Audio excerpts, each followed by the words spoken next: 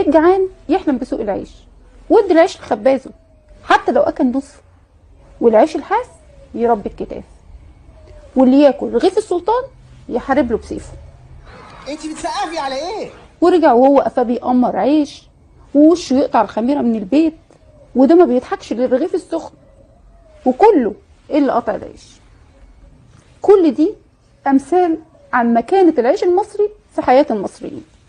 قولوا انا مصري. مصري من مصر ام الدنيا. يا اهلا بابن عمي، يا اهلا. ولا الرهوان التاني، التاني. وده ان دل على حاجه فانه بيدل على اننا اكلة عيش، وكأن العيش ده هو اختصار الحياه بالنسبه للمصريين.